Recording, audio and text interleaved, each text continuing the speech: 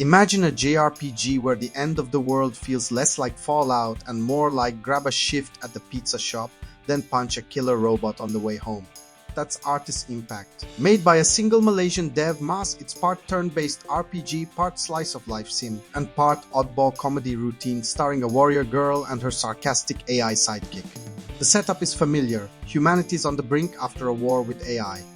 You play as a Khan, wondering what's left of civilization, paired with Bot, an AI companion who's equal parts battlefield buddy and roastmaster. They fight corrupted machines, dig into a Khan's past, and keep their ragtag village alive. The difference is tone. Instead of grim despair, Artis Impact leans into warmth banter and pixel art coziness. It's the kind of apocalypse where ramen and sarcasm share equal billing with death decay. And let's talk about that art. The world's built with crisp pixel environments, junkyards, subways, half-ruined cities, but then it cuts to hand-drawn manga-style panels for story beats. The shift keeps things lively. One moment you're watching cute sprites bop around, the next you're staring at expressive comic panels with exaggerated faces straight out of a slapstick gag reel. It's not just pretty, it's personality in motion. Even the smallest actions like ordering coffee or taking a bath get little animated flourishes that make the world feel alive. Combat, meanwhile, is where opinions start to split. On paper, it's a streamlined turn-based system.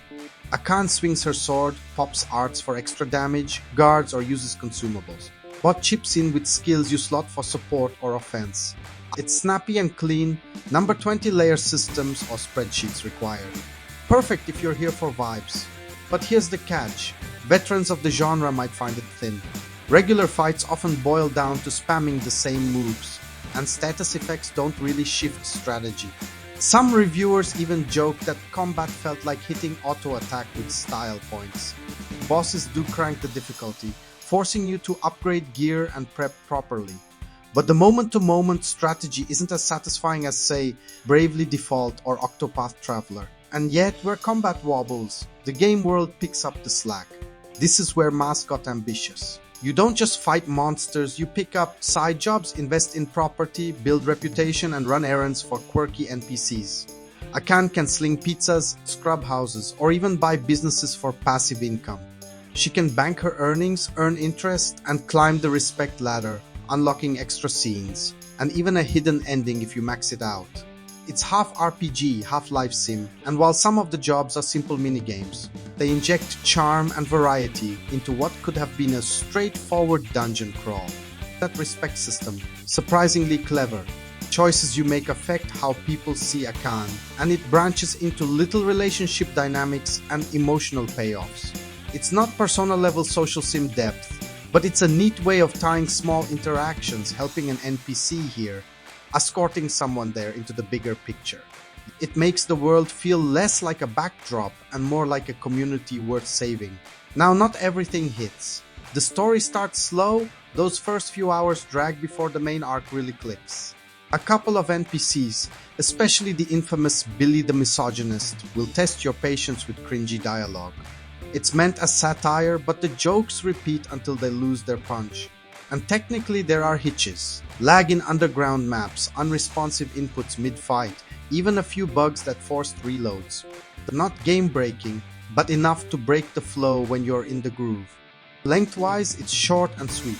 Most players will roll credits in 6-10 hours, maybe stretch it to 12-15 if you chase secrets, complete side jobs, and grind respect. That's not a bad thing. Artis Impact knows when to get off stage, leaving you wanting more instead of dragging out filler arcs. For a debut solo project, that's smart design. Here's the big takeaway. Artis Impact isn't here to replace the heavyweights of the genre. It's here to carve out its own lane, a cozy, quirky RPG with heart. The art direction is stunning. A Cannonbot's banter grows genuinely endearing, and the mix of combat, jobs, and exploration creates a rhythm that's more about immersion than mastery. Yes, combat lacks teeth. Yes, some jokes stumble. But the game's identity, equal parts bleak and playful, shines through. So where does that leave us? If you're a die-hard JRPG strategist looking for punishing difficulty and endless build crafting, you'll probably bounce. But if you're into the vibes of Eastward, the humor of Undertale, or the breezy charm of Sea of Stars, this is a weekend adventure worth taking. It's a flawed gem, sure, but it's also proof that a solo dev can outshine studios with 10 times the budget when vision and personality are this strong. If you dig these no BS deep dives into hidden gems, hitch a ride with Veteran Game and hit subscribe. We'll keep digging up the indies you might miss, the blockbusters worth roasting, and the cult classics that still deserve a fight. And toss a like if you've ever worked a pizza shift in an RPG before. Let's see how many of you have suffered that side hustle. Final spicy thought, Artis Impact might just be the coziest apocalypse ever made. But does a JRPG this light on combat depth still count as a great JRPG? Or is it more of a life sim wearing RPG clothes? That's the debate. Sound off in the comments.